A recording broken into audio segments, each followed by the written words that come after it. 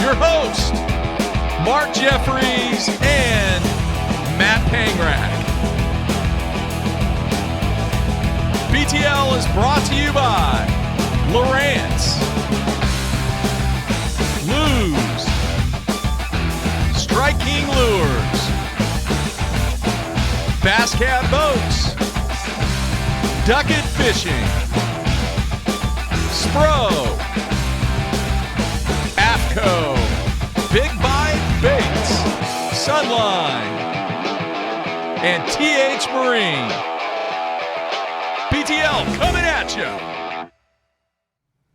Good Tuesday, everybody. Welcome once again to another week of BTL Bass Talk Live, where we're going to talk bass fishing and anything else that we want to talk about. Matthew, I got to apologize, man.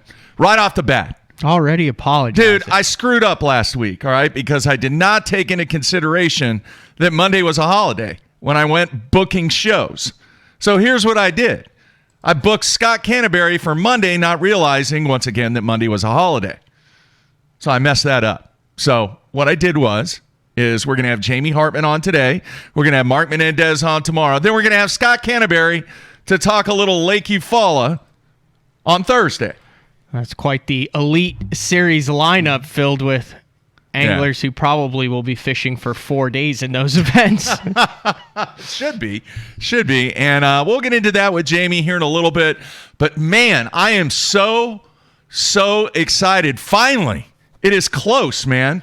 It is very close. Tournament fishing? Yes. Oh, guess what I got? The email that I got this morning. Well, a couple emails. I want to read that one. I'll leave the guy's name out. But, man, one of the craziest emails we've gotten. Yeah. I sent it to you last night. I got the set your fantasy fishing roster email. Oh, yes. Which I had totally forgotten that still existed after months of not doing it. So we're going to have to get back into that. Do you want to get to the email that you sent me at 11 o'clock last night? And I immediately called Mark and I said, have you ever read anything even remotely close to that? No. You want to get into that now? Yeah, go ahead, man. All right. So, I had done after the ABAs on Eufaula where I finished middle of the pack at both and struggled to catch a limit. I said I'm selling all my stuff, which obviously I wasn't. It was just one of the And everybody has said that. Well, not everybody. I have multiple guys who said that they hadn't, but we got this email, and I'll leave the gentleman's name out, even though it's not bad at all, but he sent it to you and he forwarded it to me. But I will just say, if you have ever had one of those days, so to speak, this guy has had one of those 6 months. Yeah. All into one. And it's just interesting. He just said, hey, Mark, been a BTL listener for 6 months. Thanks for everything that you do. Yada, yada. During one of your shows, the topic was talked about selling all the stuff. I love bass fishing. Too much to ever have had that thought cross my mind. But based on what happened over the past 2 years, I think the universe is telling me to hang it up. The universe. The universe. Yes. I'm curious to hear what you and Panger think. So then we'll analyze on whether or not this guy should hang it up or not. Okay. From midsummer 2018 until August 2019, my boat was hit traveling to or from the lake 3 times. Man. The first time someone crossed over the center line, deflected off my trailer, and kept on driving like nothing happened. The second time someone tried changing lanes without looking and damaged the entire driver's side of my truck and good portion of my boat. Then on August 3rd, the big one. I was on my way to Lake St. Clair at 5:30 a.m. when a distracted driver blew right through a red light, T-boned my truck. The impact of the crash pushed me off the road where I struck a tree head on, which caused my boat to break loose from the trailer and end up in the back of my truck. The truck and boat were totaled. I purchased a new boat in late 2019, so 5-6 months ago? Yeah. But had to wait until spring to get the boat on the water due to the weather in Michigan. Yeah. When the weather improved and the ice was off the lakes, our governor shut down boat launches and ruled that boats with motors could no longer be used because of COVID-19. We all know all about that. He said, which made no sense. Yeah. Once that situation improved, my work schedule increased to 70-plus hours per week, and I experienced a setback with a back injury I sustained in the accident. This pushed the start of my season to this past weekend. I had a 4-hour window to fish Saturday, 6 a.m. to 10 a.m. I rolled up to the ramp only to find it closed by order of the health department Jeez. because massive rains in Michigan had caused municipalities to dump about 50 million gallons of partially treated sewage into local rivers and the lake. I traveled to 2 other launches only to find one closed and one already at capacity with no available parking. I drove home and am still yet to get out on the water. Hopefully I will get out next weekend. I either really love bass fishing or I am too stupid to pick up on all the signs telling me to sell everything and do something else with my time. Thanks for the great show. Can we say the guy's first name? What's Tim. the guy's? What? Tim. Tim. Oh, which will segue into our next. But anyway. Poor Tim, man. That's brutal. Now, you're the one that talks about subliminal messages and the stars and the moon and all this and everything. What do you think, man? I think that once Tim finally gets out on the water, I think he's gonna get in the zone. This epic day? No, not a day. I think the zone. Like, I think he might experience a Clun-like month or two where it all just comes together and it's just, you put the boat on the lake, you don't know how you're going to catch him, but you know you're going to catch him. Yeah. He deserves it. He does. I mean, when I played hockey, we talked about the hockey gods and the bounces and, they could be against you, but it'll eventually turn your way. I believe with the fishing gods, the same thing will happen with that. I hope so, man. Listen, here's the way I look at it. I look at it 2 ways. You're going to have X number of bad things happen in a year and X number of good things, right? Yeah. That's predetermined. Yeah. It's going to happen. It's going to happen. Some, you don't know what that ratio is, but every bad thing you get out of the way means there's less bad things you have to face the rest of the year, which means there's more good things. So, okay. So it's the same way that I look at it with fishing. Every lost fish, every time you break one off, jump one off, lose one, that's one less lost fish that you're going to have the rest of the year. So if you have predetermined 15 fish that you're going to lose during the year and you lose 10 of them in one tournament or one tournament weekend, well, then you only have 5 the rest of the year and you're going to land some stuff you probably shouldn't have landed. It's the way I look at it to keep it glass half full with you like bad that. things happen. That's how you roll, though, man. Yeah. That's the leaf that you have Don't turned quit over. fishing, Tim. No. He didn't say he was, but he just said, like I said, I think you're just getting it all out of the way once. I mean, hell, poor guy. You're talking to a guy here, Mark, who had his rig at work, and his buddy came in and said, "What are you doing here? I saw you going fishing." And Mark said, "No, you didn't." And he said, "Yeah, I did. Your rig just passed me on the way out of the parking lot. Yeah. Someone had jacked your rig." Truck and boat, equipment, everything, never to be found. Aren't you also talking to the guy who was driving down the road and all of a sudden your boat was next to you? Yes, that was going to Table Rock. And then the best one out of them all was we were headed to Arbuckle with my good friend Jack Justice. He was like an undercover UPS security dude. And all of a sudden Wait. What? An undercover UPS? Yeah. Like the black ops of UPS? Well, no, he would go in incognito to UPS locations And make sure they were doing everything right? and not stealing stuff. Oh, the employees? Yeah. Oh, okay. Yeah. I got you. Good dude. Okay, sorry, I he's didn't mean to retired. sidetrack No, you. anyway, we're going down I-35 South. All of a sudden, we do this. And I turn and I look at him. I go, "What was that?" I don't know. Pull over real quick. Jump out. The boat is in the back of my truck. The motor is off. And there's a car behind us smoking from where this dude rear-ended us while we were going down the highway. How does that even happen? Drunk. He was drunk. At what time? That was like 4:30. And it pushed it up into the back of the truck. Yeah. You've had 3, so there you go. It's the universe probably was telling Jeffrey to quit fishing, though, but no. Yeah. But So, man, yeah. I felt for the guy after Tim, reading that email. Hey, man, I've been there. I've been through it. Believe me, I've had some adversity. Stick with it, And man. it Just sounds grind like it he's out. in a Grind part of it the out. country, though, to where, like, if you do get the boat in the water, you're going to catch giants. You're talking 4, 5, 6 yeah. pound smallmouth. I mean, Brown fish. it's not like he's He's in Central Illinois and he's missing out on 5 for 7 pounds. He's up there with like epic giant smallmouth. Yeah. So stick with it, Tim. That's a great viewer email there to Mark. Not great content wise, but well written, and man, makes my I didn't catch a limit sound kind of like a crybaby. Yeah. All right. The other thing that happened on Friday is we received just an awesome care package from the Great White North. Beyond the border. I'm pulling it out of the box as we speak. This is awesome. I would put the box on the table, but it's got your address all over it. I know. So. Yeah. So our good friend and fan, Mike Sheridan, who owns several Tim Hortons. And if you don't know what Tim Horton is, you should, because they're freaking awesome. Like I said, I was. We don't have them in Oklahoma. I was very high on the crullers, I believe, is what they're called. Yeah. Melt in your mouth. They will rival anything from. I can't say they're so good. I can't even remember the name of the. What are the donuts here that have hot and ready? What, Krispy Kreme? Yeah, they will rival the crullers at Tim Hortons will rival Krispy Kreme. The big thing all right day, now, every day. the big thing down here now is Shipley's. Have you had Shipley's I've donuts? heard now? of them.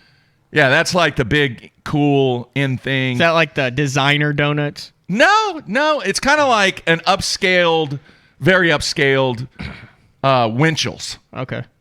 Anyway, we had Timmy/Timothy Horton, the bass angler. Yeah. On the show, he talked about the Tim Hortons episode that he went through, in the early 2000s with the name rights and all that stuff. And anyways, and ended up saying Tim Hortons was great about it, the chain. And then we got a box of really cool stuff from Tim Hortons, several of which I am extremely excited about. I collect mugs. We have the Tim Hortons Canadian mug there. Yeah. One for each of us. The Tim Hortons Original Blend Coffee. Yeah. A Tim Hortons apron, which you can use while grilling. Oh, it's an apron. Yeah, it's an apron. I thought it was a T-shirt. No, it's an apron. Mark, why don't you put this apron on? That is very, very cool. You're a fan. It kind of looks... I like the apron. It's red, and it kind of looks like a vest. Give me that. You'll be right at home. I like the apron. In the Tim Hortons apron. Put that thing on there, Mark. I probably can't tie it, but let's see here.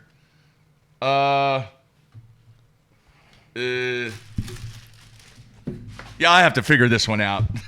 And then this is the coolest thing ever. It is it's like a tumbler, and it says Tim Hortons on one side, and it's got it says Gretzky 99 with his signature on the other side. How cool is that? It's not his real signature. You got his real signature on the wall right there, though. But yeah. I mean, it's not one of a kind, because if you're in Canada, you can go to any Tim Hortons and get it. But down in Oklahoma, I would venture to say we are the only two with that, and then our love of hockey included in that. So mine will probably end up on the wall behind me with all this stuff. It's got a little strap on there. Let's see here. And you get that over. It goes nicely with your striped polo. Look at that, the Tim Hortons apron, Mark.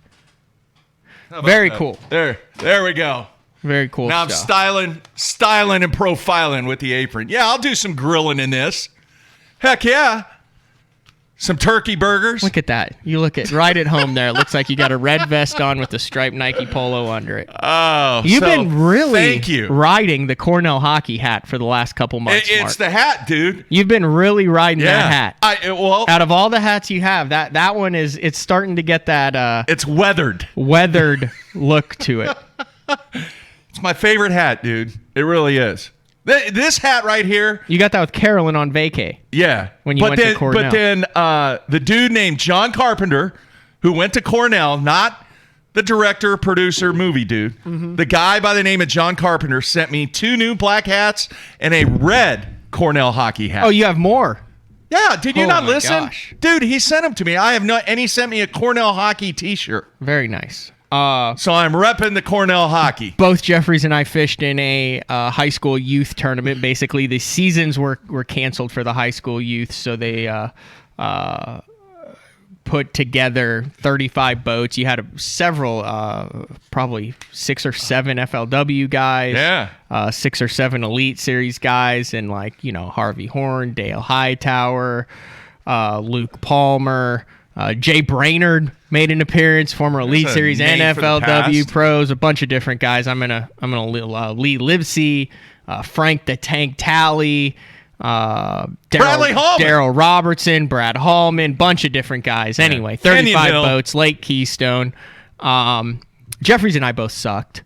I had 3 for 7.5, and Jeffries, why don't you tell him? So, what? Dude, you had every reason to land this fish. So this has to do with the show. We have Zell Rowland on, who sends Jeffries the 3-hook spook saying, man, once one comes up and eats this, you just kiss it goodbye. It's going in the box. Like they cannot come up. It just glues to their mouth. And what happened on Sunday morning, Mark? Man, I had only been on the lake one time, and that was to troll for hybrids and stripers. Which they got a bunch of them. So I pull into this one pocket that somebody said, here, go try over here. There's some boat docks in there. Wait, you got info for this tournament?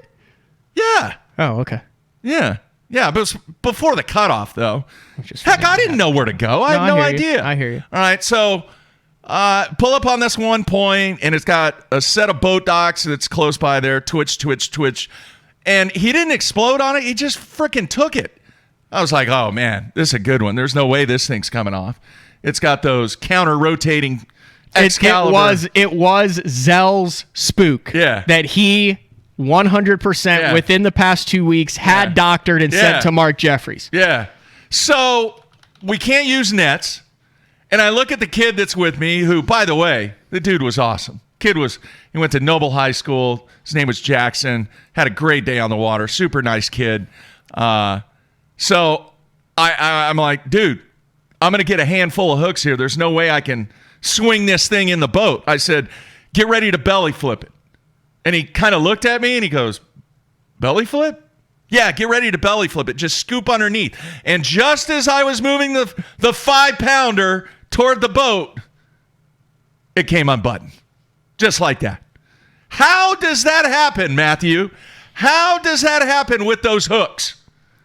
I don't know. And it wasn't that I didn't play the fish right. Now, if I would have had a net, boom, it was scoop and score. Right. But he tried, he was ready. He was doing his. It wasn't his fault. It just came unbuttoned. It just came unbuttoned. Yeah. It was a cool event. Good stuff. Brian Moorhead put in a ton of work to get all these pros there that had to be rescheduled because it was originally on other lakes, and it was a lot of work getting it done. I think it's going to turn into an annual thing. Yeah, the mayor of whatever. The operator error. Yeah, you're whatever right. town was there. The mayor was there. And that would be what? Manford? Yeah, I would assume so. Yeah, Manford. The Manford mayor. Yeah. He's the man. Manford Mayor is the man. And so big shout out to Brian Moorhead, Kenyon, everybody. Lucky Lure Tackle. Did a great job. They had it there. Bill's Marine from the Skiatook area there had their weigh-in trailer. A bunch of the Bass Nation. Now, it wasn't officially affiliated with the Bass Nation, but a bunch of the Bass Nation guys fished it. So it was cool. Robert DeGraffenried, if you remember the story, I said that he was always good for 12 pounds. He said he just went out and caught 14 out of spite, because he was offended that I said he was only good for 12 pounds. So he said, well, I just decided I needed to go out and prove you I can catch more than 12 pounds. So he caught 14. I actually pulled around the corner while he was putting his 5th fish in the box. So, but yeah, so my Quentin, my kid, he casts a football jig out in 12 foot. He's dragging it along the bottom, and it goes, boom. It's a team tournament, best 5. And he was good. He reeled down and just hammered it. And I said, oh, my God, I said it's the deepest fish ever caught on Keystone.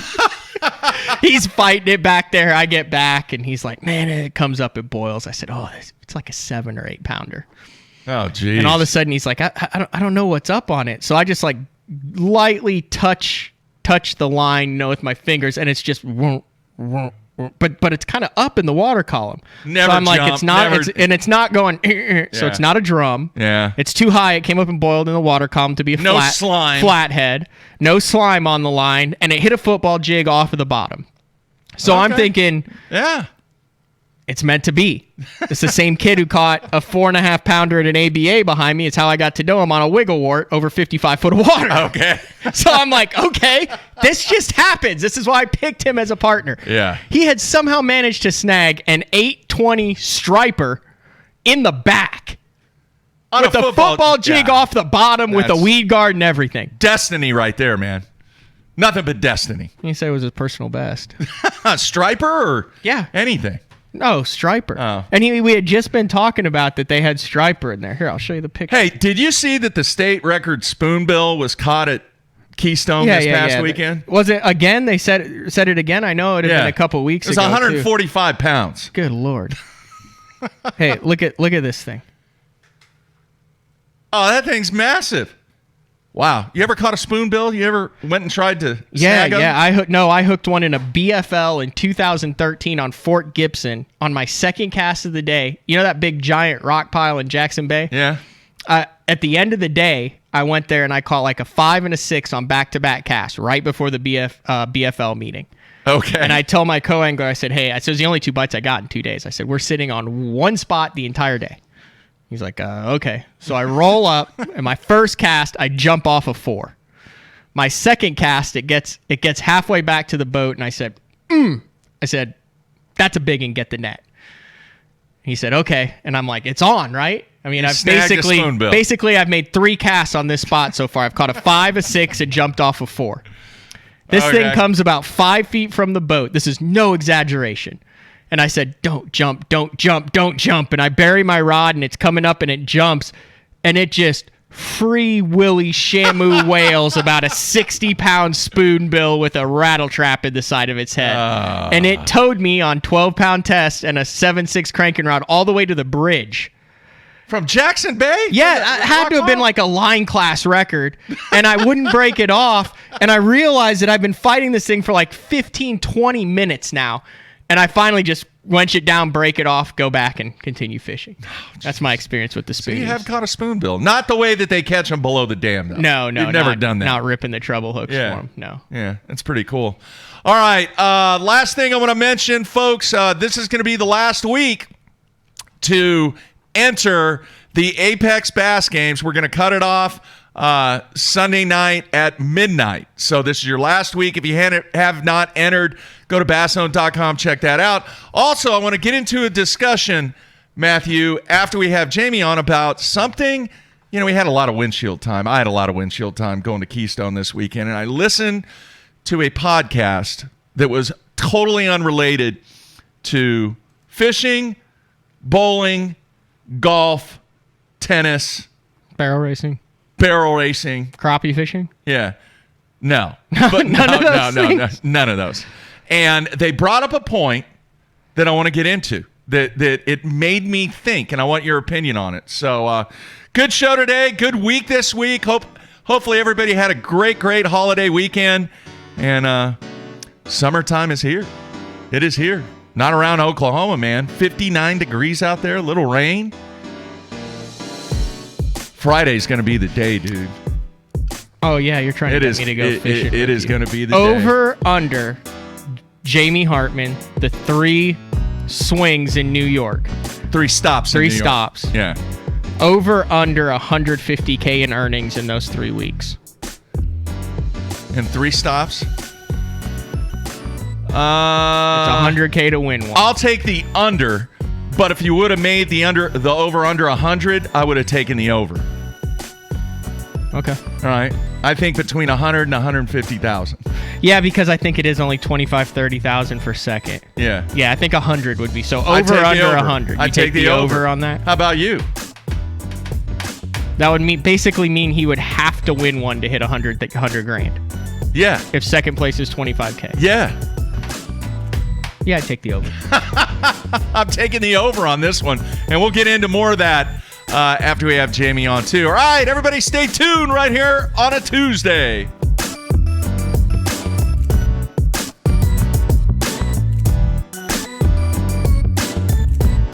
The ultimate fishing system starts with Lowrance HDS Live. Upgrade to HDS Live with a Ghost trolling motor, live sight transducer, or Structure Scan 3D, and get up to $500 cash back. Yeah, you care about gear ratios, inches per turn, and ball bearings, but most importantly, you want reliability and dependability in the equipment you use. Lew's doesn't cut corners when it comes to the gear they build. The new Speed Spool LFS is the best $99 reel in the market. Go see for yourself.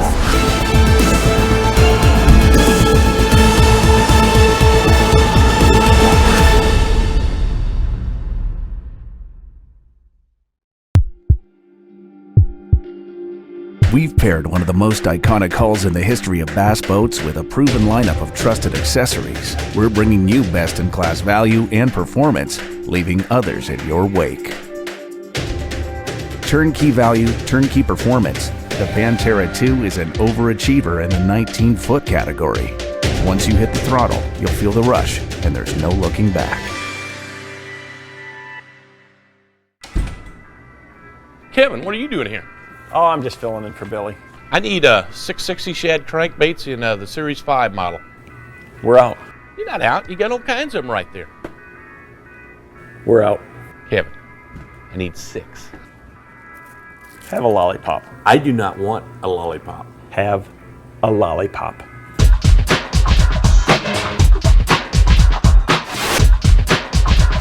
Do you have it in sexy shad color? At Duckett Fishing, we have assembled the top pros in the country to help us design rods to give you a competitive advantage. Castability, strength, durability, action, sensitivity, weight and balance, and consistency. Combine that with the best warranty in the industry, and you have rods that are pro-driven. Duckett Fishing, pro-driven.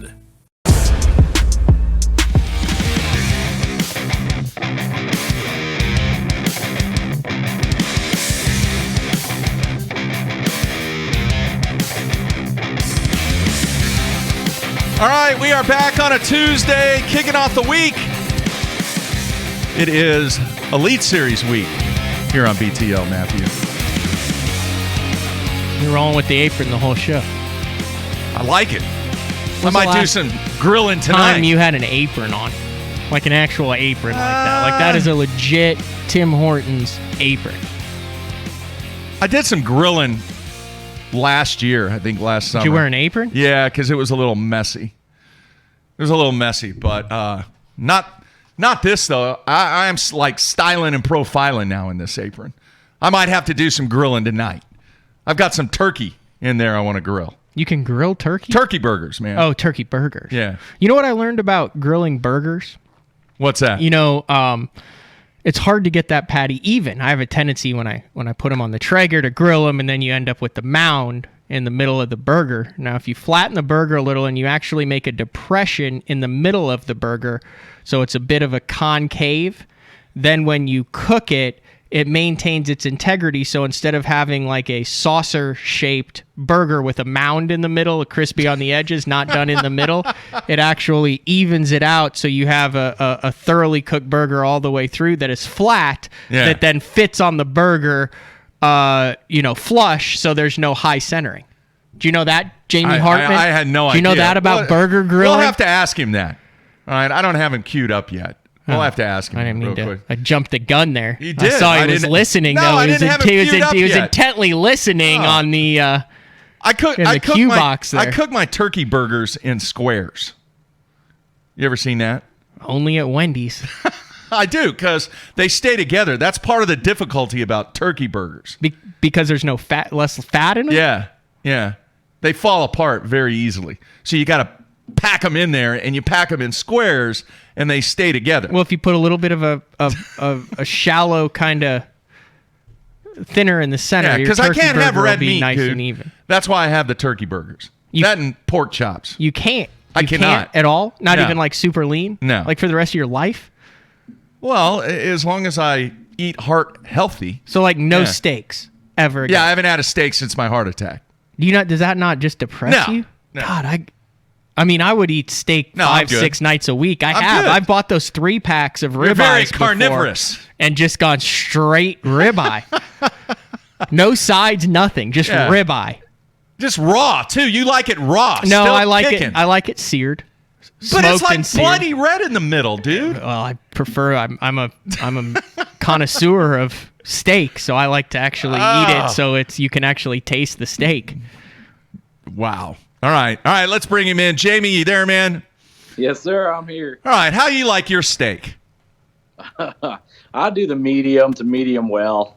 The best. I mean, by far, throw it on a charcoal grill. Medium well. Anywhere's in there. Not the bloody, bite it and gush and blood everywhere. That's It Matt. doesn't gush blood That is everywhere. Matt It's right just- there. It's like raw meat to me. I mean, yeah, they say you get more flavor the other way. I've tried it. It's weird texture in your mouth, and Yeah. I'm not a big fan of that. So Yeah. no, I go medium to medium well, and the only sides I have of the ribeye is another ribeye.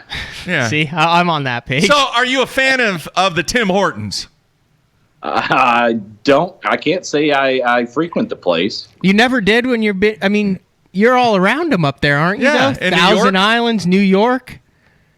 Well, yeah, that's probably where I remember stopping up there. But I think I just got a coffee and maybe a breakfast sandwich. That's all I've done there. All right. You got to get the I think it's called a honey cruller. You know the donuts that it looks like they have like the speed bumps all around the edges or the rumble Yeah. strips. Yeah. Those. Get a couple of those next time. It's like Okay. starting out with a 5-pounder in your box. There you Just have your it. morning is just made already. All right, Jamie. 5-pounder in your gut. Yeah, no, there you have it. All right, man. So excited you guys are finally going to get back to action on the water. If I was starting a true, and I'm not taking anything away, if I was to start a franchise for professional bass fishing on the Elite Series for the remaining schedule, dude, you would be probably my number one pick based upon where you guys are going. You have to be enormously excited, especially about the back-to-back-to-back in New York. Eufaula, you've had success on all of these bodies of water. Give us your thoughts, man. Well, I mean, yeah, I'm excited. I like the fact that we are going up to New York and we are doing a trifecta up there. But, I've been asked this before, and we've talked about it on other shows and everything. And, New York fishing is by far some of the best fishing you can ever get yourself into. And everybody knows that. The pros say it over and over. And that's the thing up there, man. It's like very little can separate you from the other guy. There's so many fish up there, and there's so many fish that are willing to bite throughout the entire day. And it's an open book. It really is. Do I feel comfortable going up there? Absolutely. I got confidence, but I'm going confidence and I'm going to catch fish. It's not like I'm going to be guessing on where I should be going. It's just making the right decisions at the right time, of course. But, man, that's an open book for any of them guys to win it. So, I stay humble, and I'm going to take every day as just it's another tournament day. I have no advantage over the next guy. Jamie, we had this exact interview last what was it? Last July, where we had you on and we're talking, you were coming off of your win on Gunnersville, where unlike Mark, you were able to get the fish that hit your walking bait into the boat. But, we talked about how there had never been a string, and what at the time you had coming up basically back to back were St. Lawrence, Cayuga, and then the Open on Oneida. And we were talking about how are you going to deal with that, being the favorite in all those, as hot as you were running. You ended up finishing 20th at the St. Lawrence. You won on Cayuga, and you finished third in that Open on Oneida. So pretty solid run. What did you learn, and what can you take from that as far as being the favorite going into a string and having people like us say, he's going to make over $100,000. No doubt he's got to win all three. What'd you learn from that string that you can take into this swing? Man, I actually don't let the pressure get to me of being one of the favorites. And I just, like I say, man, I really take it day to day. When I leave that dock, it's like, am I even going to catch a fish? That's my state of mind. And I try to stay focused throughout the day. And yes, I try to, I'm going for the win without a doubt on each of those places. It is big decision making. But the thing is with me is I'll have confidence doing it. I'll have more confidence in my decision making. And, I'm gonna just, I'm gonna try my best to make everybody around me proud, because they're all gonna be rooting for me, and I won't even be nervous, really. I mean, you come down to the last day, yes, I'm gonna get my jitters, but that's the thing about having confidence. I think on some bodies of water that you're really familiar with is that I don't think that guy is going to be as nervous as the next guy, wondering, like, okay, what should I do? What should I do? I'm going to be kind of like, okay, I need to go do this and I need to go and do that. Whether it's the right decision or not, I'm going to have confidence doing it. So I think that's going to make the difference. And that's how that kind of went down last year. But even Cayuga, I didn't have that confidence going into Cayuga. Cayuga's kicked my butt years and years and years. And, I kind of knew what I had to do. And I'm a new fisherman, a different fisherman than I used to be. And coming out of practice and going into those tournaments, I had a little more confidence and in my decision making, and that's exactly what that tournament came down to, was totally just abolishing what I did in practice and kind of going off of something else I found in practice. I had the confidence enough to do that because I know how those fish get caught up there year after year. So, that helps a lot. Just having that personal confidence. Wow. All right, I want to ask you this. The 3-week stretch, obviously everybody's been off for quite some time. And the physical aspect about going daylight to dark, you have longer days up there. The days are going to get longer. Practice times are going to get longer. Back to back to back. Do you think, and how would you classify the advantage just from a physical perspective in going through a 3-week grind? Well, I definitely don't think I have a advantage on anybody in a physical aspect, but Are you back to 100%? You're back to 100% now? My back is, yeah, I'm good there. But, we've had a lot of downtime, man, and my girl can cook.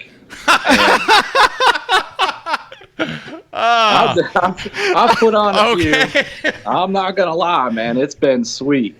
Just finally kicking back and having home-cooked meals every day. And, man, go here for dinner, go there, with family. Her family's all around here. So, I've put on a few, but I'm trying to get going again. And, I haven't been able to fish as much as I wanted to. Fishing's a little tougher around these parts, but I am going to go put my time on the water before Eufaula. I'm just leaving here, and I'm just going fishing for a week beforehand, and then I'm going to hit Eufaula, and then I'm just going to head out again, and I'm not going to stop fishing until those tournaments come up in New York. Hey, is that not a valid point, though, Jamie? Is that probably going to be the most difficult grind? Because I think about what happens if the wind's blowing 15 to 20 out of the south, on certain bodies of water. Well, St. Lawrence, Champlain, and St. Clair. I don't want to. That will kick your ass. That's what I'm saying. Back to back, potentially. From a physicality standpoint, on the beating that your body's going to take, if there's very little wind, especially if you're making a long run, is that not going to be a factor for these back-to-back-to-back events? Oh, absolutely. Absolutely. It's going to be a grind. I remember doing several back-to-backs, in 2017. You start out like a ball of fire, and by the time you get into the first day of the next event, it's like, oh my God, dude, my legs are killing me. My back's killing me. I'm tired. You just try to get your sleep, drink plenty of water, and just keep yourself revived. I mean, that's all you can do. And it'll make you sore if you got like that kind of wind that he's talking about. And don't forget Cayuga for the wind. Yeah. That's it. Out of the south on Cayuga, yeah. Oh my God, that place is treacherous. Are you fishing the Eastern Open on Oneida August 6th through 8th? I have not signed. Yeah, you're going to fish it. I mean, go look at your track. There's no way you're not going to fish it. I'm going to just throw that in. So you've got Cayuga, July 14th through 17th, July 23rd through 26th, St. Lawrence, July 30th through August 2nd, Champlain, August 6th through 8th, Oneida, and August 20th through 23rd, St. Clair. What would you consider a success for that stretch? We were talking about this off air on the over-under on your total earnings. Let's throw St. Clair in because that's comfortable the way you like to fish. You got those 4 Elite Series and an Open, 5 tournaments. What would you consider a successful stretch in that month-long period? Beating half the field each time for a top 40, 10 grand a tournament. That's it. Wow. I think you're going to do a little better than that, man. That's boring, but I am not going to predict what I can do, what I can't do. You guys know in our sport, man, there's so many variables. and you see what happens to other guys when they predict their futures on their home lakes or home bodies of water or home state or everything like that, man. And it doesn't always pan out. So I'm not going to fall into that category. And I'm like I said, it's just a new lake to me, man. I'm just going to go and I'm going to try my best. But where it falls is where it falls. That's what you're going to get out of me. And that's how I've always been.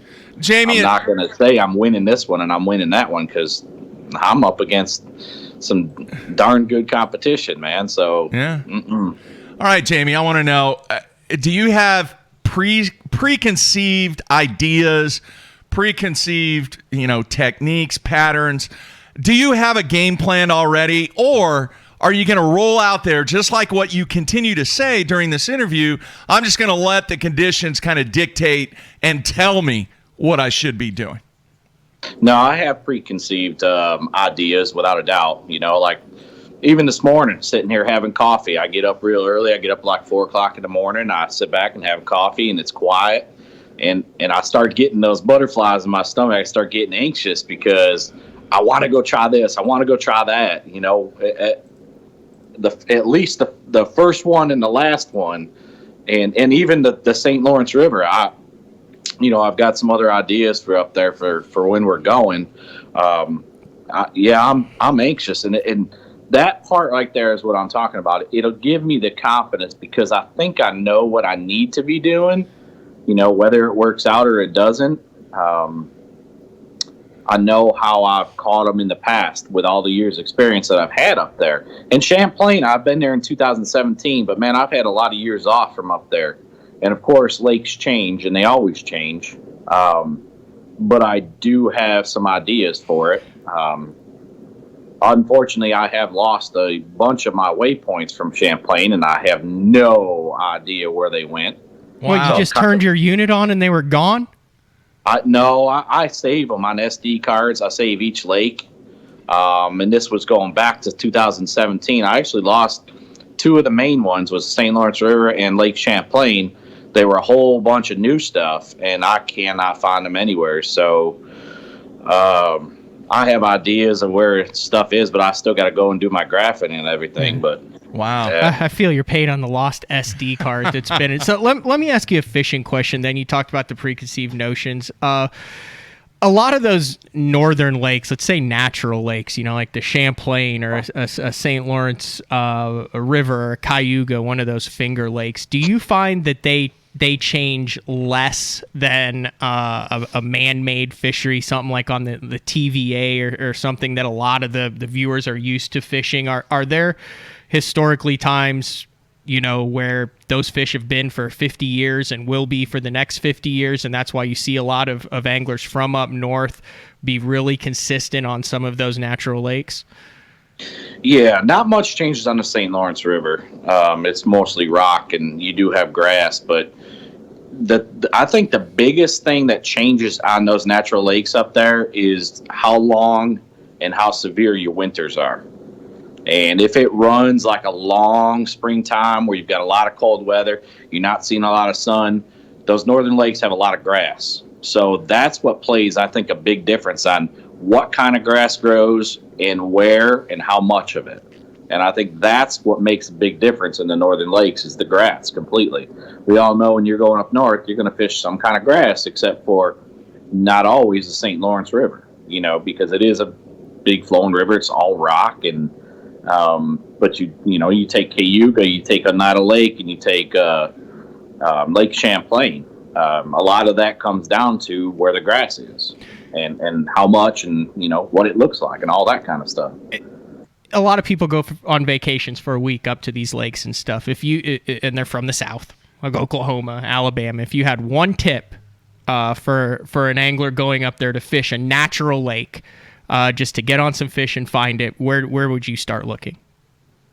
Grass lines. Post spawn. If it's post spawn, just get on grass lines. That's a very simple way to catch them. You're not always going to catch the biggest bag doing it, but you're going to catch a bunch of fish without a doubt. Yeah, very nice. All right, let's do this, Jamie. Let's take a quick break, and then we're going to come back with some questions from the instant feedback. A few people want to know what's on your wall behind you, so we will get to that here in a few minutes, right after we take this short break. Everybody stay tuned. We'll be right back.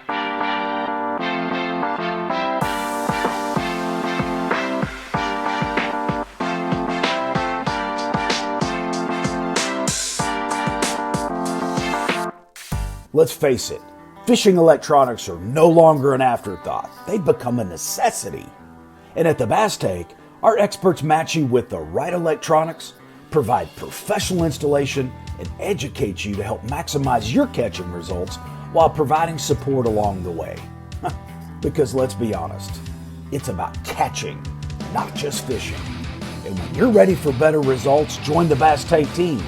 Visit us today on Facebook or go to thebasstank.com. Blue Water by TH Marine. Offering LED lighting solutions for your boat, trailer, truck, ATV, and so much more. Engineered and built to be rugged with waterproof and submersible options. Designed for easy installation, Blue Water is available in a variety of colors and styles. All backed by a limited lifetime warranty. Blue Water by TH Marine.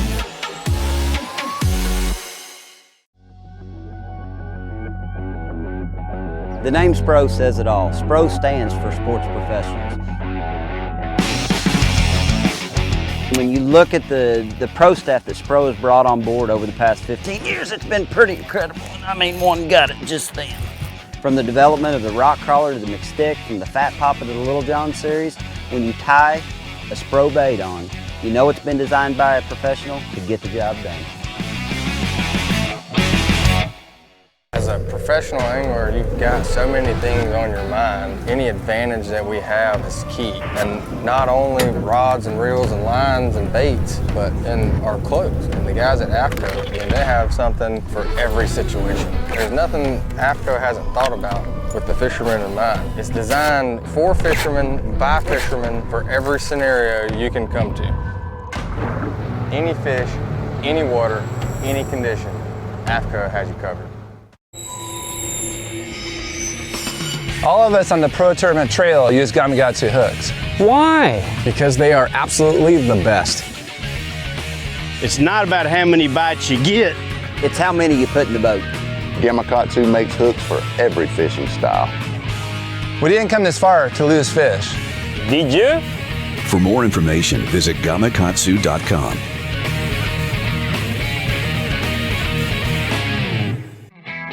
The Big Bite Baits Kamikaze Swim On is a very unique bait, and it's got a full body but with ribs to give it a bigger profile but not more plastic. It's got a jointed tail that gives it a lot of action, as well as this up and down crawl type trail with holes and ribs in it, so it creates a bubble trail almost. This bait is supposed to be fished upside down or vertical like this on a grate for a chatterbait. I prefer it on a swim jig as well, but you can also cut it down and put it on the back of a finesse jig. You know, flip it around for some spotted bass or flipping docks. Anytime you want a small, compact, you know, little trailer for it, this is great for it. So check out the full lineup of swim-ons at bigbitebaits.com.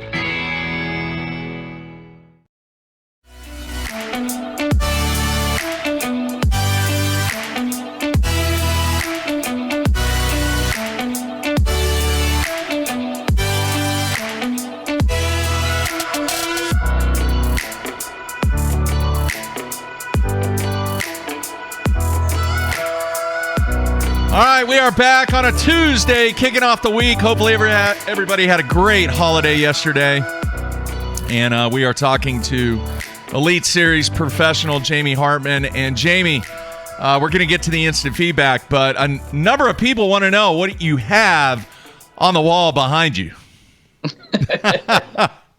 That's some serious whitetails right there. Yeah. So any stories behind any of those?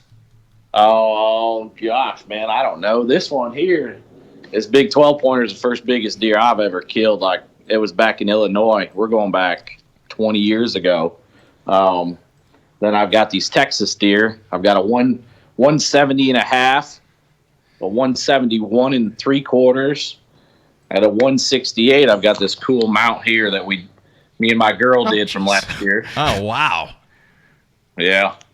Did a dual pedestal mount, and that was pretty cool. But one of my prides, I guess, is this last year, this beautiful Arkansas deer. Wow. That I got, and he sits right next to the most important ones. The blue trophies. You're gonna have a new case in like 2 months. That's the fact. We were saying during the commercial break, for those who don't understand up north, we said it would be like the equivalent of 4 back-to-backs with Jason Christie on, what'd we say, Grand Lake, the Arkansas River, Fort Gibson, and 10 Killer. Yeah. Yeah. That's the equivalent of what you're fishing with those 4 tournaments. You're going to need a bigger case, Jamie.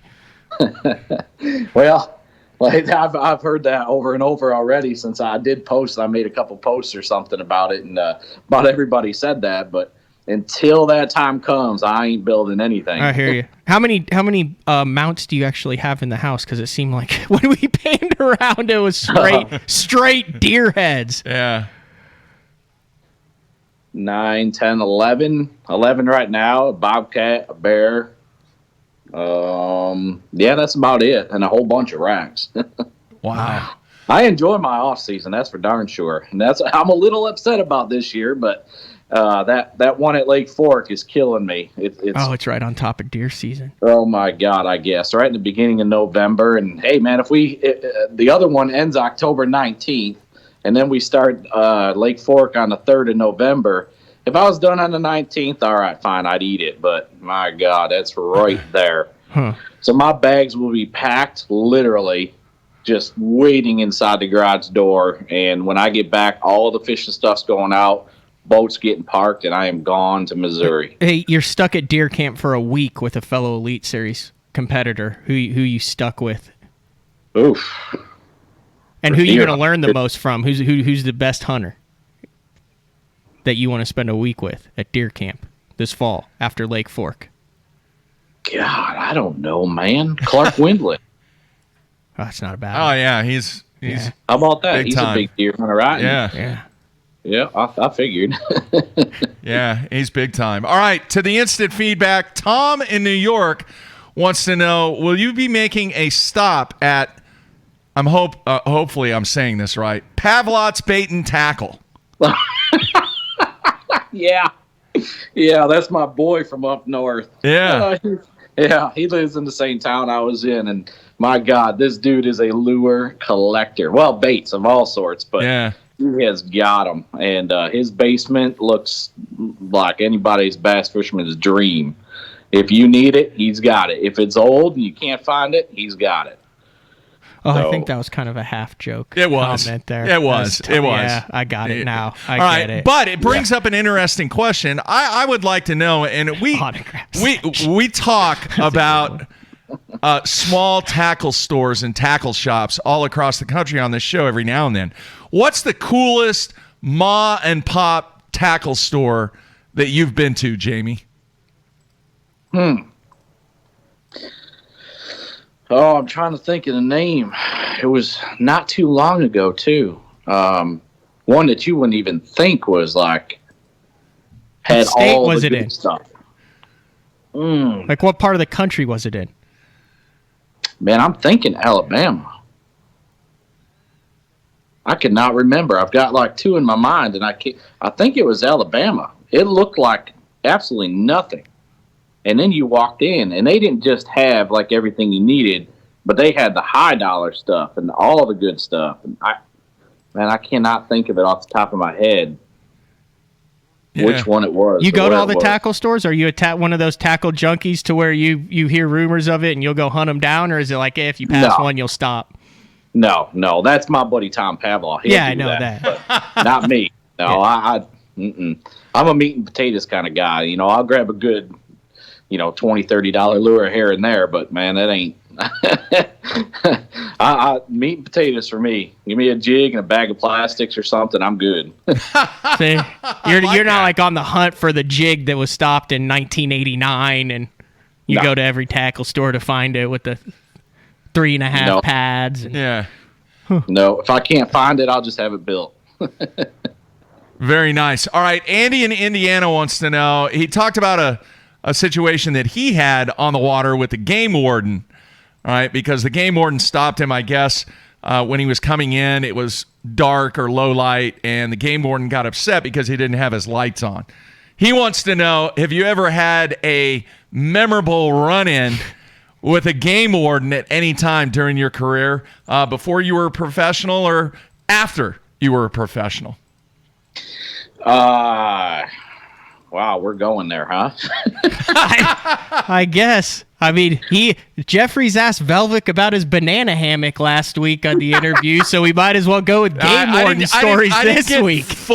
I didn't get full into the Velvic thing. Come on now. You ask it, though. All right, now, Jamie, you don't have to answer that. I just like to take care of the fans. All right. All right. No, there was one that I can remember that was kind of funny, I guess. I mean, it was way back in the day, and me and two other buddies were out on the boat. We was in New York salmon fishing in the boat in what's called the Port of Ontario.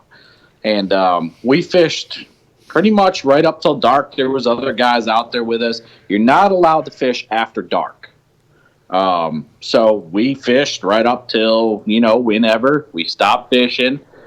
Had a bunch of laughs and everything, strolled in nice and slow, went up to the ramp, and there they were waiting for us. And so supposedly they had those big spotting scopes and was watching us the whole time, and we didn't do nothing wrong. But by the time we got in there, they gave us heck, said we were fishing after dark and all this and that. And we literally went from the ramp to court. And they called wow.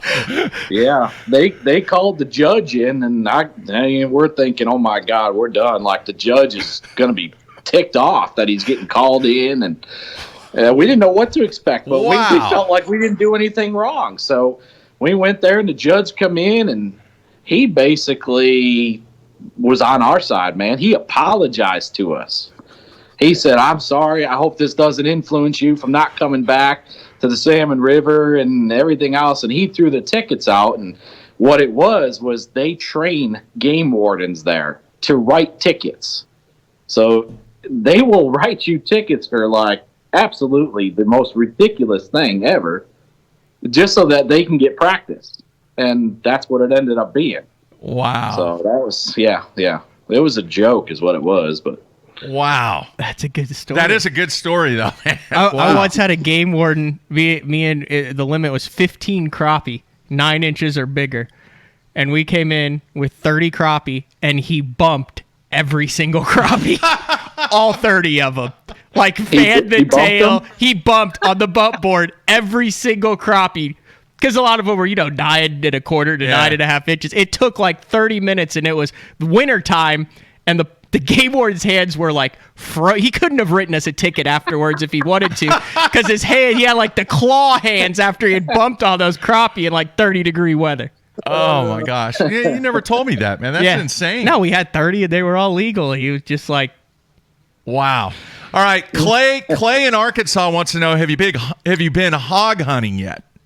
I have not. So if anybody wants to reach out to me from Arkansas and get me on a hog, I am game. As long as it's not at night. I'm not into the night hunting thing, but I have not killed a hog anywhere at any time, and I hear about it all down here in Arkansas, and I want to get one, but I have not had a chance. I haven't seen one in the wild at all. Really?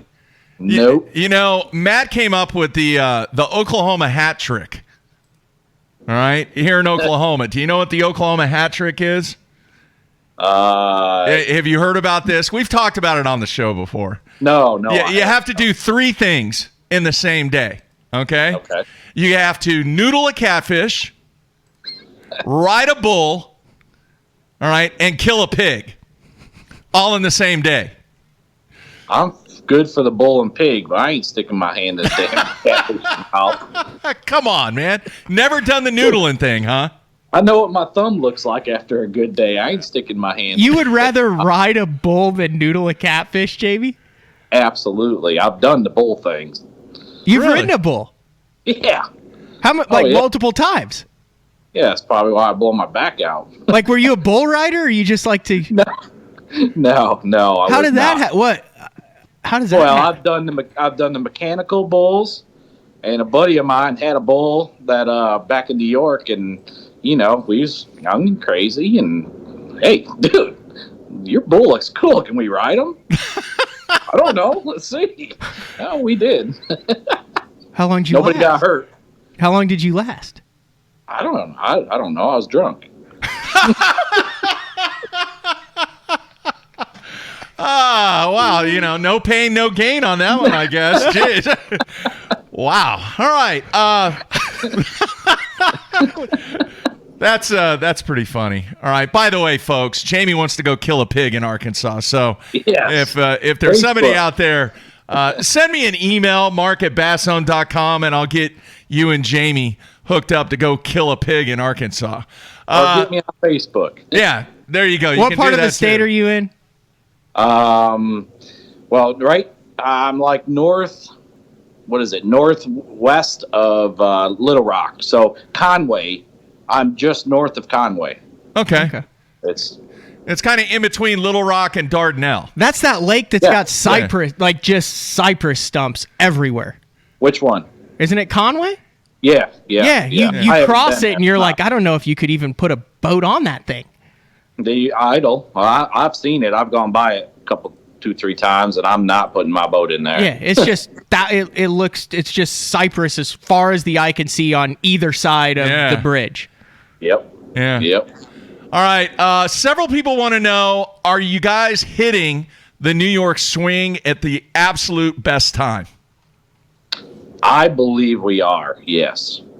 The New York swing is probably the most ideal situation on our schedule that's left. Our schedule this year would have been absolutely awesome. We had it. I mean, they nailed it with the dates and all.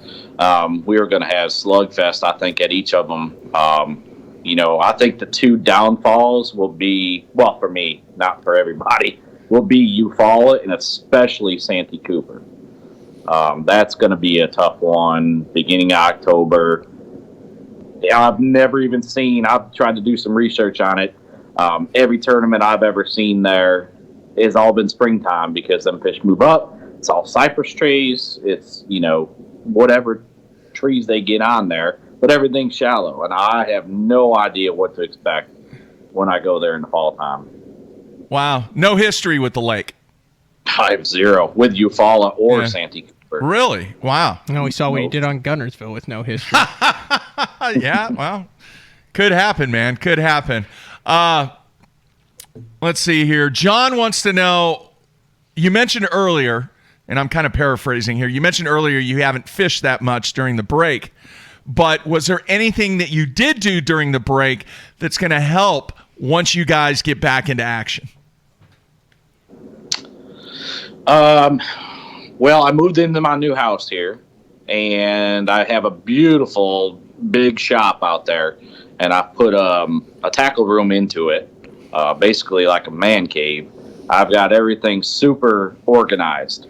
A lot of our problems was I'd have bins and boxes, and my God, just piled and stacked all over the place.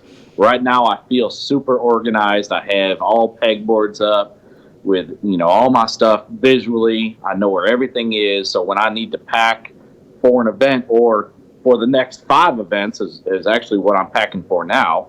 I know where everything is, and I'm not guessing, and that helps when you don't have to go back and look. I know I got this, and I know I got that, and you can't find it nowhere. So I think just being organized and anxious, ready to go. All right. Jim in Indiana wants to know, when you're at Champlain, Ticonderoga or smallmouth? What's it going to be? All weather pending. It always is. You can get burned on either one of them. So, I guess it depends on how their spawn still plays out right now. I try to time what I'm doing and where I'm going around that, meaning, which one's going to be on fire and which one's not. Because the smallmouth, if they don't get fed back up and get fat enough, I'm not going to touch them. Then I'll try to get down to Ticonderoga, but weather pending, you can't always get to Ticonderoga and get back. So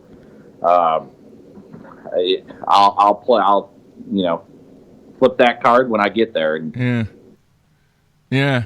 Wow. I really don't have. I'm going to have both of them in my back pocket, just because of weather. That's a tough lake if you get some kind of nasty weather. Yeah. Craziest run you've ever made on one of those lakes? Probably Champlain. I mean, Champlain. Well, I can't say that. Messina I did a state federation tournament on the St. Lawrence River, and we launched out of Messina, and I went all the way down to the lake. I fished at the lake, and then I made another run out into the lake about another 10 miles. And I remember that one distinctly. Oh, no, that was a BFL. And that would have been my 8th win for a BFL, except for one of the Johnston boys decided to cherry pick it and beat me by 2 ounces. So how many miles round trip was that whole thing? Jesus, I have no idea. That was back when I had a Z9 and I was able to carry 67 or 68 gallons of gas in that thing, and I burned it right out, and I filled up down there and I burned it out on the way back. But I don't know, I had like 23 and a half pounds in the first 45 minutes, and I knew where 2 other fish were way out on the lake, so I went and I got them, and I had like 25.2 and got beat. I think it's 25.4 by one of the Johnston boys. So I've had this talk with a number of guys up north, and especially on the St. Lawrence River, and it's a little bit different with bass kind of putting the lake off limits in the recent tournaments. We saw what Brandon did when he won before it was off limits, but the local kind of tournaments there where it's not off limits, and you see so many of the same guys dominating on that. How much of it is traveling and running and having a big enough pair to know that you're only going to fish for an hour and a half, 2 hours? It almost seems more like the guys who really excel there understand logistics. Because when you get around the fish, they're kind of easy to catch. Yeah. I mean, I'm not taking anything away from it, but it seems like it's more logistics and landing the fish and time management than anything else, and not being afraid to go a long way. Yeah, absolutely. That lake is incredible. And when you find them, you find them. I mean, you can go back and catch them, like you said. And like I said in the beginning of this deal, it's New York, and those fish are plentiful, and they want to eat. And you manage your time, and you do everything right. And there's been many that haven't, made it back, or B, mismanaged their time, or lost, this fish or that fish. And but that lake, man, when that lake's on, it's on fire, and you can just go and catch them and just get yourself back, and you can win. Very nice. All right, Will in Indiana wants to know, what knot do you use to tie fluorocarbon to braid? The Albright knot. There you have it, Will. That's the easiest, strongest knot that I've found, without a doubt. All right, Ben from Ohio, what is your favorite fall smallmouth bait? Oh, favorite fall smallmouth bait, probably swim bait, because they get on shad in the fall, and they just eat the heck out of it. All right, Matt in Minnesota wants to know, what's a lake that the Elite Series hasn't been to for a while, or at all, that you would like to see them go to? Lake Dardanelle, right down the road. It's been a while. It's been 3. Well, we did it in 17, so I thought it'd pop up on the schedule this season, and it didn't. I'm kind of hoping it does next year, and that I'm looking forward to it, because it is just an hour down the road from me now. I was right next to it. I was 2 minutes away from it, but even though I was living 2 minutes away from it, I bet I ain't got 10 times on that lake since I've moved here. So I don't know it that well. Yeah. I've got a lot to learn. It's a river system. There's a ton of variables on it, but it's right here, and I'd love to fish it again. Yeah. What about throwing a frog? Do you like throwing a frog? I love throwing a frog. I love throwing anything visually that'll, smash it. Topwater frog, anything like that. All right. Have you thrown a frog on Dardanelle yet? Not a lot. No. I always seem to mistime it. Yeah. Yeah, that is a very, very cool place. in the country to throw a frog. Let's see here. Very interesting question here. Zach in Virginia wants to know, how do you store your soft plastics? Store as in the boat? Well, as far as tackle organization, do you put them in containers? Do you leave them in the packs? What do you do? I leave them in the packs, and they go inside of either the heavy-duty freezer Ziploc bags, or the one bag that I started using was the money bag, which is a really dense, pretty good sized bag that you can organize a whole bunch of different plastics in, and it keeps them good. But they seem to deteriorate pretty quick and tear. But if somebody comes up with the ultimate Ziploc bag, that it's going to sell like hotcakes, because that, by far, I've tried a whole bunch of different ways, and that's by far my best way to store them to be accessible at any point. It's labeled. My stuff's inside. Like if I'm going to do ride baits, jig trailers, they're in there. It's labeled, and they're all in colors, and that's my easiest way to do it, without a doubt. All right. Do you design a lot? Have you designed a lot of baits, plastic baits, hard baits at all, or you just roll with what's out there? No, I help ride baits. We kind of converse back and forth on, what we should try, what we should come out with next, tweaking it here and there. So I get my hand in on it. All right. Brad in Tennessee wants to know, would you prefer a jig or a crankbait if they were both catching fish? Jig. Why? No doubt. Because you get to smoke them on it. The crankbait's cool, but you just tick, and you just kind of lean into them, and then you sweat the whole time back to the boat because you got them hooked on a damn treble hook. Yeah. And the jig, no, man, that's like throw it on braid or 25-pound fluorocarbon, and I'm happy as could be. Get after it. All right. Yeah. Todd in Iowa wants to know, what's the best trailer for swim jigs in heavy weeds? Oh, gosh. In heavy grass, I'd probably go with a craw style. I mean, the Zoom Speed craw, the Ultra Vibe ones, the big ones, I like those. Anything with a big flapper. I throw the ride baits R craw on there. It's got a big flanges on it. Anything like that that's got a lot of movement, especially in the grass. If you're on top of the grass, if you get to where you can make a cast and you've got 4 foot of water between it, I like the swim bait style. All right, very cool. Matt, anything else? No, I got a couple people wanting you to just run down the top waters you used on Gunnersville again. I guess that show just recently aired. Yeah. Everybody keeps asking about that. Loaded question, but go for it. That's a bone-colored walking bait. We ask you about your run-ins with law enforcement and stuff. Who would have known that the sketchiest question would have been the top water from Gunnersville? Yeah. Yeah. A lot of guys figured it out. Oh, what hooks were you using on that bone-colored walking bait? Oh, that's the owner short shank treble hooks. My God, those things are. I honestly, I talked to them afterwards. I credit both of them wins to that treble hook, both Gunnersville and Cayuga.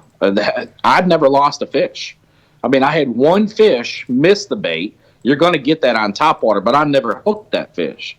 Luckily, I did miss that fish too, because that ended up in a 6-pounder instead of a 5-pounder. So, but I never lost a fish that I know of at Cayuga on that treble hook. So that treble hook is made me at least 200 plus grand. So wow. All right, very, very cool. All right, Jamie, here's what I'd like to do. I'd like to get you back on after the swing when you get done with that final tournament. Which one is it? St. Clair, Matthew? Yeah.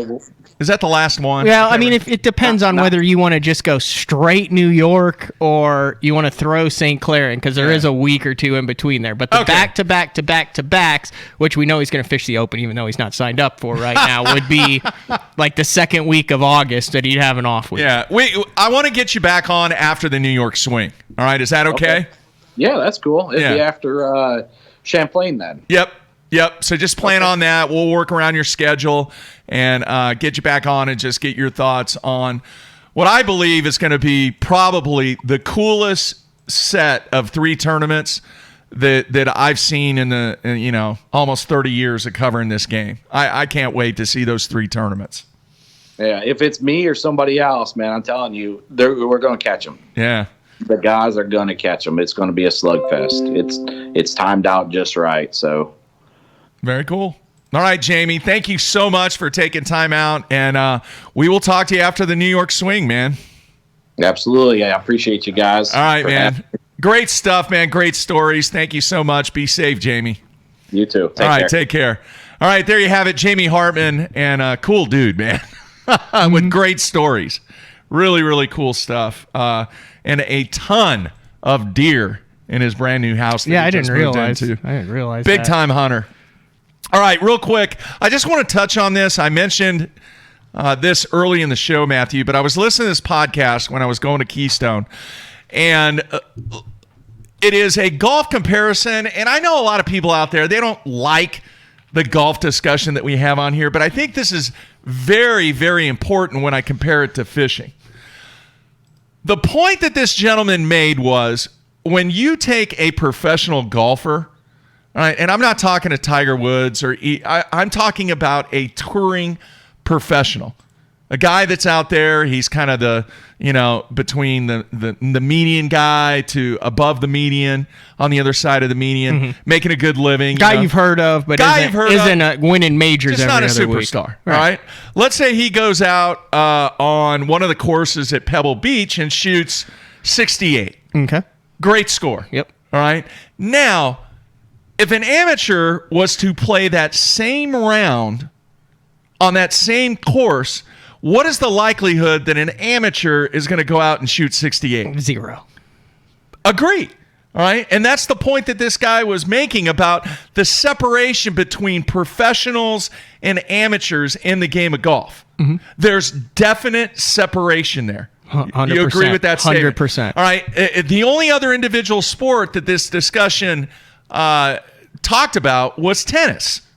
Tennis was kind of the same way. I totally agree. All right, where the difference between a true professional and an amateur is definitely defined. It's right. Yes. Agree? 100%. All right, and in bowling, I'm going to mention bowling. It's not that way, dude. You could have an amateur beat Jason Belmonte in one game.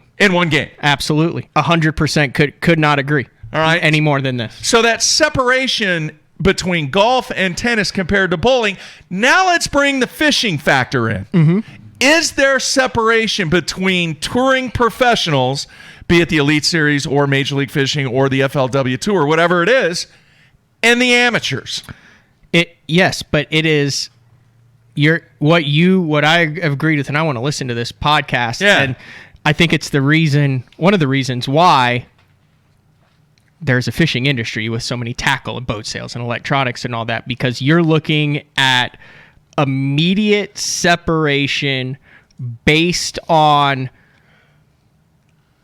physical superiority in the game. Yeah. Versus separation that matures over longevity, to where one is very apparent right off the bat. The other one takes time for the separation to become apparent. It's a great discussion. It's 100% a great discussion. But over time, will the amateur be able to hang with the top in the fishing game? No. Over time, will the amateur bowler be able to hang with Jason Belmonte? No. But on that one day, they can. In those other sports where there's more of a, I don't want to say physical talent, but where there's the gap is immediate. You see what I'm saying? It doesn't take time for that gap to mature. Yeah. It's something that one person physically cannot do and one person physically can. In bowling and in fishing, there's a lot more people that physically can roll a ball down a lane, can cast a lure into the lake, than people that can hit a fade 7-iron and can make good contact. Yeah. So that's kind of the beauty of this whole thing, and to where I think you kind of have to be a student of the game to understand that the differences in fishing between successful and non-successful take time to mature. But you still could have, in fishing, if it was a one-day event, and this is a great point that was brought up on the instant feedback by Dave, you see a multi-day tournament, by day 2 and 3, who usually rises to the top? You see the anglers, the quote-unquote professionals, most often make adjustments and get stronger as the I mean, there's so many different variables. It also depends on the fishery and how many people are in that area. But as a whole, you will see in a Bassmaster Open or in a Costa, you will see the longtime touring professionals rise as the tournament progresses, and the guys who catch them one day slowly fall off. Yeah. Now, do you as a general rule of thumb, like I said, it's like you said with this, that's why it's a cool conversation to have. It's very cool. And the reason that I bring this up, obviously I was intrigued with the interview that was being done with this individual that brought up this subject matter, because it was a dynamic in bowling and in golf, and he is well connected in both aspects, from a professional aspect in both of these games. And he was talking about it. It was really cool. Anyway, the reason that I bring this up, one, for the discussion, but two, are we going to see the seasoned veterans really rise up during the remainder of the Elite Series? I don't think so. I think it's going to even out. Are we going to see some of the younger guys really kind of step up? And I'm not classifying them. People, don't get the wrong idea behind this. I'm not classifying the less experienced professionals that are on the Elite Series as amateurs. The point I'm trying to make is, experience-wise, do you think that experience is really going to play into this New York swing along with St. Clair? Yes and no. I mean, you look at the Elite Series, though, outside of what? Fritz, Klun, a couple other 50-year-olds. Yeah. Most of the guys, even the experienced guys, I think we'll throw Menendez in the old guy group there, too, with them. With all due respect. Matt Herron.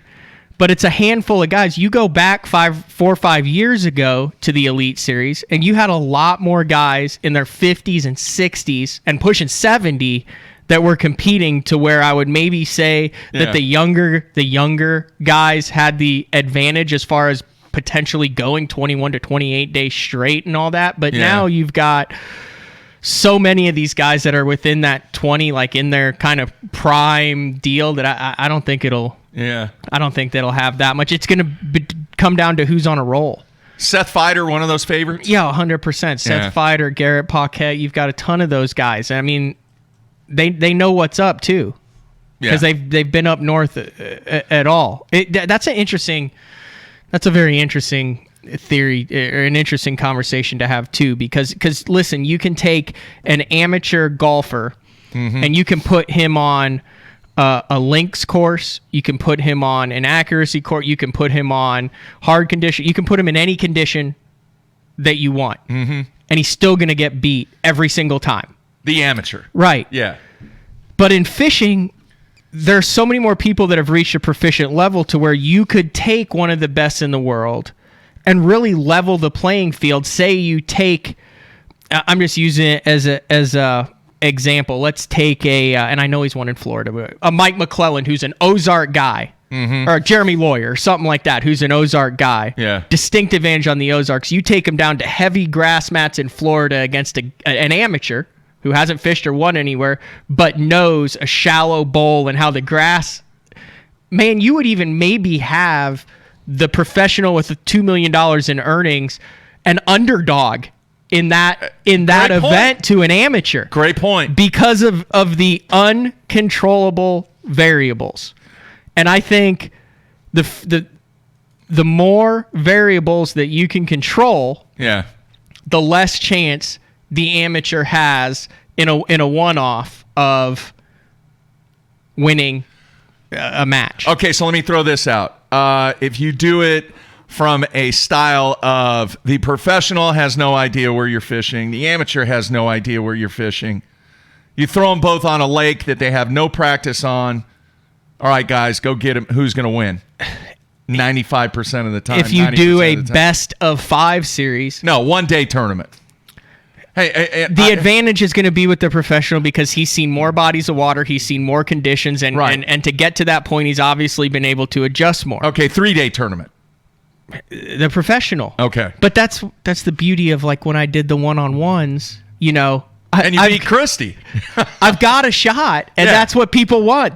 People want to get on and get a shot. Now, okay, you're solidifying the point. Yeah, I'm 100% on your side on this. That's the beauty of it. That's what keeps the tackle sales. That's what keeps you going to the lake every day. Hence, how much of an boost would it give professional fishing if we went back to the idea that I've had years ago? With the amateur with the PTQ, the pro tour qualifiers, the PTQ. That throws, I mean, if you could get it to work and you could actually make it substantial, you're actually adding a local interest in. But here's the problem with the PTQ, Mark. You're not adding an amateur in. You're most likely adding some local sticks because it's going to be in that same area where the tournament is, to where they would actually be even or have an advantage over the guys who have never seen that lake before, who are touring professionals. They could. All right. Let's go back to the golf thing real quick. A lot of times when they have the PTQs, all right, or they award a spot to the touring or club professional for that course, he still has very little chance, even though he's the club professional to win. This is the difference that's set. So even the guys who play in, like a Justin Lucas's brother, who plays on whatever it's called now, the web.com, has played at the U.S. Open and all that stuff. You look at the pool of talent that's in golf, and he's still in the top 0.001%. And someone who's in the top 1% or top 10%, but not in the top 1%, has no chance of even being competitive. They get laugh off of a course like that. In fishing, your pool of anglers with potential is much, much larger, to where in order to even have a chance and compete, you have to be like in the top 30 or 40% of the overall pool, not the top 0.5%. You see what I'm saying? Yeah, I get it. It's totally different. So you're saying these guys who walk on, they never win, like one or two guys, like Rocco Mediate and stuff back in the day. Every once in a while, you'll see a qualifier or a club pro make a run at it. Yeah, and the fan interest when that happens, and it goes enormous. through the roof. But what I'm saying is, go look at fishing tournaments and who over the course of time in Opens, in Costas. Hell, you could even throw Elite Series guys who had 3 good tournaments, made the Elite Series, won one, are gone now. I mean, there's a lot more one-and-dones, a ton more one-and-dones in that Open Costa series where you've got a lot of the top guys competing and fishing in it. It's just a different animal. It's a totally different animal. It's I had never thought about that from a golf perspective, though, until I listened to this podcast. Yep. Very interesting stuff. All right, man. That's going to wrap it up today. Tomorrow, do you remember? Tomorrow? No. Dude, you forgot already? Oh, Mark Menendez. All right. Is he going to talk about the carp and all that going on? And fishing? I'm sure he'd give us an update. But, here's a seasoned vet. This back-to-back-to-back. He did back-to-back tournaments before, but back-to-back-to-back. I don't think people realize from a physical perspective how brutal these 3 weeks are going to be, especially if the wind blows. Agree? Yeah, and I mean, if you're sucking it up and you go in there with a poor attitude, you can roll up 3 stinkers in a row. Yeah. You just had a month of getting your butt kicked, spending a lot of money going through $100 of tolls every other day. I know. I think, where's Tom in New York? I think gas is below $3 a gallon in New York, though, which might be a first. It might be more than $3. I don't know. Shoot me. Go do some on the grilling, instant Mark. feedback. Go do I'm some ready, grilling man. with your Tim Thank Hortons you. apron. I'm going to fill up my Wayne Gretzky Tim Hortons Signature Series mug. Thank you, Mike, for the great stuff from Tim Hortons. And we will be back tomorrow with Mark Menendez. All right, Matthew, be safe. That's it. We're out of here.